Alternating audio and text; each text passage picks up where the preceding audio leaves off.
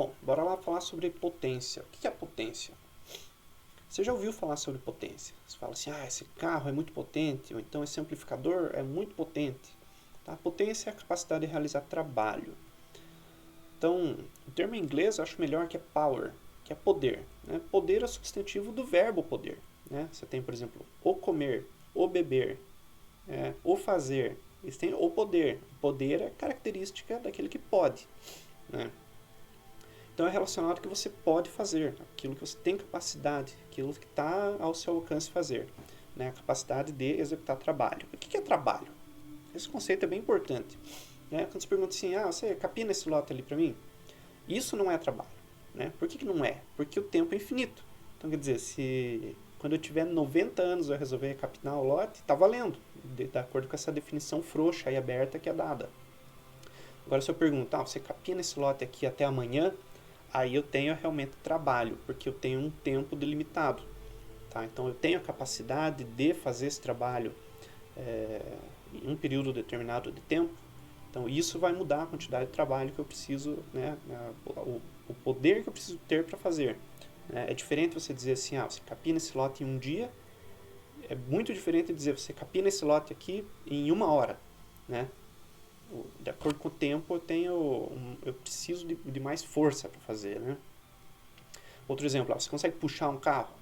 Isso também não é trabalho, porque se eu conseguir puxar um micrômetro, ele já serve. Então não estou definindo exatamente o que valida esse tipo de situação. Agora, se eu pergunto assim, você consegue puxar um carro de 800 quilos por 1 quilômetro em 5 minutos? Aí você está tratando de trabalho. Isso é trabalho.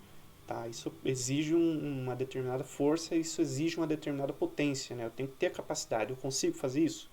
Não, mas um motor de explosão interna, um motor elétrico, pode fazer isso. Então, o trabalho é um esforço definido em um tempo definido. Tá? E a potência elétrica, você não precisa necessariamente medir, por exemplo, eu tenho um amplificador de áudio da minha guitarra, do meu contrabaixo, e eu quero saber qual é a potência. Eu não preciso medir quantos decibéis ele é capaz de gerar e tudo mais. Né? Quando eu trato de potência elétrica, eu tenho uma fórmula mais simples para chegar na potência que é entregue no final, que é o P é igual a E vezes I. Né? Potência é igual o E, que é a corrente, vezes I, o E, que é a tensão elétrica, e o I, que é a intensidade da corrente. Né? Então, potência elétrica é a tensão vezes a corrente.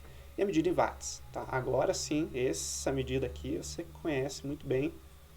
Quando você compra lá o seu chuveiro elétrico, ele tem 4.000, 8.000 watts, coisa assim. Qualquer coisa que tenha um motor elétrico ou uma resistência, resistência literalmente, né, o fiozinho enrolado, resistência de chuveiro e tudo mais, você mede em watts. Por exemplo, a lâmpada de 7 watts é uma potência bem comum para lâmpadas LED. Né? Você consegue calcular a corrente graças a essa fórmula aqui. Então, a tensão que ela trabalha é 127 volts. Né? A não ser que esteja, sei lá, na praia, ou aqui do Paraná, ou um lugar que usa 220. Mas aqui é 127, onde eu moro. Qual que é a corrente que ela usa? Então, você pega 7 watts e divide por 127 volts, você tem praticamente meio ampere. Então, quando você precisa decidir, por exemplo, se minha tomada ou meu adaptador, eu posso usar um de 10 amperes ou um de 20. Seguindo essa fórmula aqui, numa tomada de 127 volts, você precisaria ter 1.270 watts ou mais para você precisar de um adaptador ou de uma tomada de mais de 10 amperes. Por quê? Porque a potência é igual a tensão vezes a corrente. Né? Você quer saber a corrente, você pega a potência e divide pela tensão. Então, para precisar de mais de 10 amperes, você precisaria ter uma potência 10 vezes maior do que o número nominal da sua tensão. Certo? Então, é isso, é bem tranquilo. Os conceitos que a gente aprendeu até agora é da tensão, que é a diferença do potencial elétrico entre dois pontos dentro do circuito. Corrente, que é o fluxo de elétrons em si. A resistência é esse fluxo de elétrons, não tem muito segredo. Frequência, número de eventos a cada intervalo de tempo. E a potência, agora por último, que é a capacidade de realizar trabalho.